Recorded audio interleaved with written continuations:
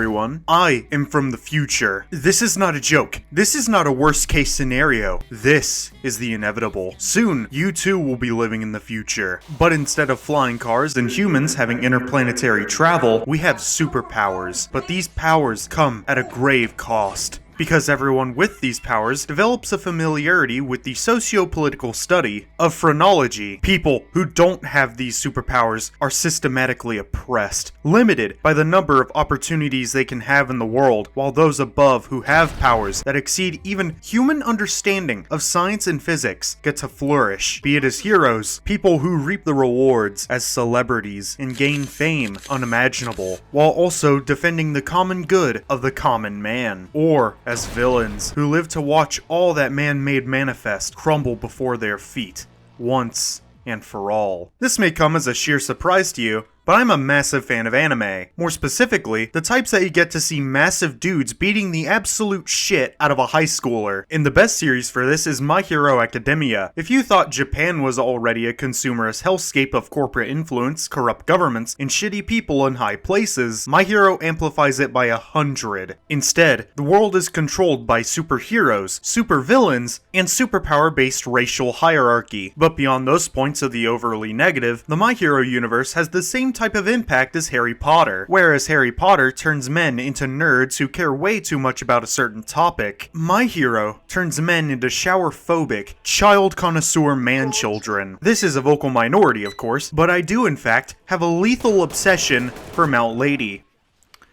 More on that later. If you too wanted to beat the crap out of minors for the sake of a quick laugh, or just adore taking boulders to the groin on a daily basis from battle royales, feel free to pick up a copy of My Hero Ultra Rumble, a game that is completely free on the Steam store in exchange for giving your information to the mega corporate conglomerate of Japan. I'm not joking. When the game opens, you're given an entire 4-page anti-privacy contract so you can play as a silly frog lady. But don't think you're better. You probably get all those spam texts from the federal government about unpaid car tickets because you decide to give your info and all of your private credentials away just so you could pay to give you no games on a yearly basis. So for this video, I'll be doing a quick shotgun review of My Hero Ultra Rumble to give you an idea of the game, since for something as simple and albeit tedious as most anime fighting games are, this game definitely deserves your time and is well worth the good review. Of course, that is if you're alright giving more of your info away to God Emperor Yuno Asako, because from however many times Horikoshi has been doxxed, he wants to fire back. After you forfeit your liberties, you need to go through an 11-step tutorial. Skip this. I did, and I couldn't stop getting my ass kicked by All For One unlocks, but it goes to show that the skill ceiling is higher up, and therefore extra fun to reach. But how do you stop getting your ass kicked, you might ask?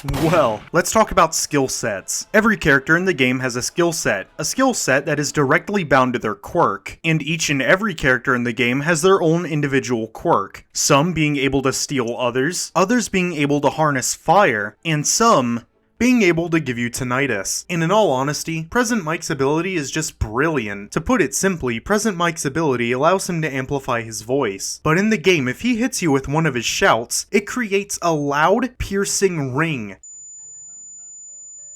that takes a literal minute for it to go away, and you'll be left in the dust either with your headphones off or with your ears bleeding. But a fighting style and a quirk are completely different from one another. A quirk is the abilities that come with your character's fighting. A style is simply a difference in the way they use their quirk. For example, with Uraraka, if you have the Zero Satellite style, you get to throw rocks at people, but if you use her original style, she'll throw Honda dealerships until they beg for you to stop. There are a lot of quirks in the game, and honestly, I don't want to be here for multiple hours explaining them and spend multiple days playing every character on the roster. This is because you really can't. This game is as pay to win as you make it, offering keys to tuning slots and crystals that you can purchase with real life money and pay for things in game. Every character on the roster is available to play, but you need to unlock them if you want to use them forever. And because fighting styles are incredibly rare to pick up, it's really hard. Through progression of the Fortnite style battle pass, you can pick up rolling tickets, which will give you more and more chances at picking up a style, a costume, a voice line, or an emote. But since I'm poor and can't get sponsors yet, I'll give you my 3 big characters the only ones that you'll ever catch me playing: Armored All Might, or simply Armor Might, Star and Stripe, and Mount Lady. Armor Might is a force to be reckoned with, namely due to the nature of his skill set. It's focused heavily around the American doctrine of combat, with immense shock and devastating awe. The ability to fly, use your grappling hooks that can tase people, and unmanned drones that slowly chip away at people's defenses makes a loadout that is impeccable for stun locking. The cons. The only cons I can consider are the fact that his fighting style is focused entirely around his armor and his abilities rather than versatility. For example, Bakugo can lay down a lot of damage and even travel really fast, but he's a swift class, and if you play as a swift class, you're a lightweight. But for melee attacks, like all other characters usually get 3 to 4 hits, Armor Might only gets 2, with every character in the game being able to perform at least a 6-hit combo when they're in the air. So for this one, feel free to just stick to picking people off when they run by, or if you're playing on teams, go for anyone that's flying, grapple them, and then punch them into the gas zone. This'll chip away at their health, but also give you an opportunity to finally beat them down, or just let them die. Star and Stripe. I don't care what anyone says about their favorite My Hero character. I love Mount Lady, but I am a red-blooded patriot, goddammit, and I'm going to play as the American hero. Her abilities are utterly cracked. She can cause people to fly into one area, forcing them to stay, allowing you to chip them down or send them all into a giant air giant that will completely destroy their guard and even just dwindle them down completely. With her special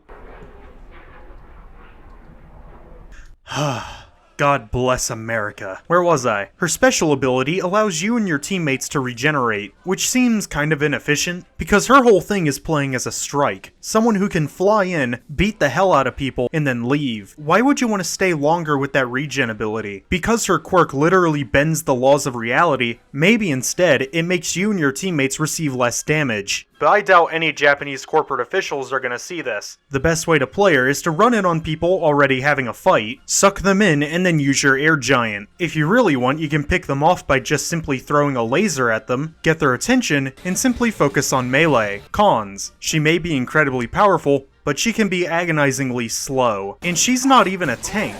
And by the way, she spends all of your trial tickets, so I'm not gonna play her much. Finally, the moment I've been waiting for, and the moment that y'all have been waiting for, definitely have been waiting for, my favorite moment, Mount Lady. Can you tell me what this lady's best method of play is? Okay, I'll give you a visual. A Japanese valley girl with an obsession for the camera, her most effective attacks being entirely focused on her legs, and can be insanely powerful if used right. Her entire personality focused around her being larger than life, and being the only one to take the spotlight. That's right, stealth. Mount Lady is perhaps the best tank in the game because it's optional, allowing you to grow to insanely bombastic proportions. In fact, this has affected Mount Lady's character as a whole. I went online to get a few pictures for the thumbnail and some of the character cards, and I realized that there are a lot more artist depictions of Mount Lady in a voluptuous nature, more than there are Mount Lady mains. And in all honesty, I'd hit. Think about it. She's a real diva of a bitch who doesn't care about her job beyond getting all the fame and attention. Hence why she uses her legs more often so she can stretch her enormous glutes. She literally sits on people as a finisher, and she has some of the best voice lines in the entire game. In fact, sometimes I even find myself anticipating it, just sitting, waiting for her to speak her bored mantras in the lobby. Mount Lady is simply the best character in My Hero Academia, and there's nothing you can say or do to convince me otherwise. And if Jamie Markey is as chronically online as I am and is currently watching this video, I have to extend my deepest apologies for my Gunnar-driven rant. I do not worship you in any way, and I'm not currently holding a ritual for your coming to Cameo, so I can actively bribe you to make an outro. But for her playstyle, no matter the situation, always use her abilities sparingly, and always save it as a final option, because once you grow, you're a target for everyone. But you can actively use this to your advantage. Once you grow powerful enough using skill cards, you can grow, causing people to go to your location, shrink down, hide away, and once you think the coast is clear, you can grow and then stomp on them. This has won me more games than you think. But before you start a match, feel free to look over all the countless modes you can choose from to decide your fate. Solo is for the strong. TOT is for the weak. You're not weak.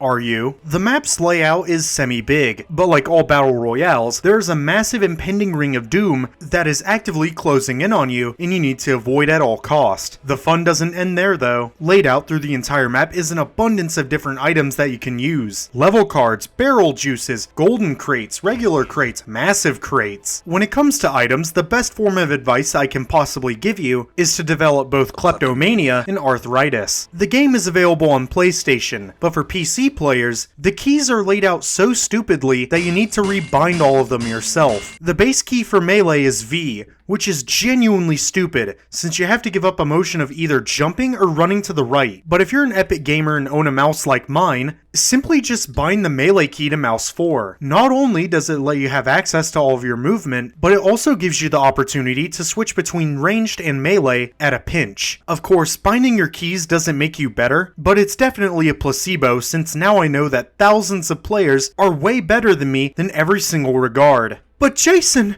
how do I know if a player is good or not? Well, my strangely imperceptive child, allow me to fill you in on the inquisitive process of natural selection. Look at what they call themselves. Is it something bland like All For Me or Ochako 1? Well, odds are, it's a bot who levels with your current level and don't know their surroundings beyond what's in front of them. But to know who the real players are, look at their name and consider the following. Is their calling card decked out with their killer achievement background or a love for My Hero Vigilantes? Does it show what system they're playing on? Does it show their Steam info? And is the name something either incredibly corny, clever, or vaguely racist, then odds are it's a real player, and odds are they are definitely going to beat the shit out of you. You'll find this out immediately as soon as you enter the lobby. Look carefully at these free-thinking individuals. So bland, so plain as they run around or sit completely still. They're most likely a bot. But if you are summoned to a lobby and see combo after combo, people getting thrown around like ragdolls in destruction that can only be described as rapturous to the point where your own screen seems to be fighting with your retinas, then it's a player or two beating each other into bloody pulps for some pre-gaming orgasms. But to assess the power of your enemy, you need to assess both their drip and skill from a distance. I have become so horrifically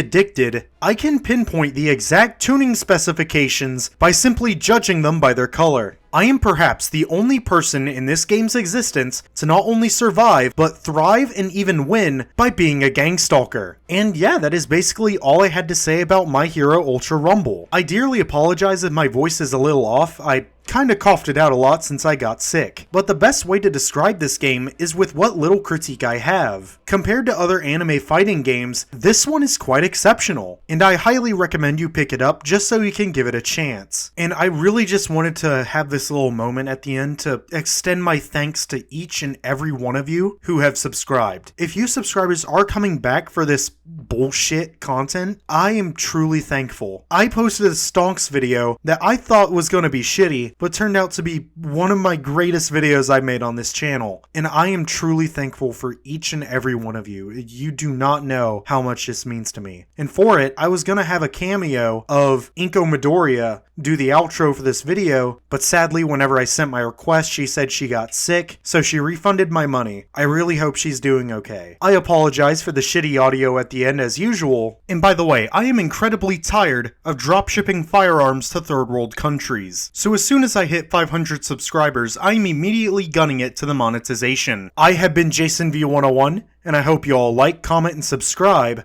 And you are all beautiful people. Except Mirio, Toga, Nejire, and Hawks players. You can go fuck yourselves.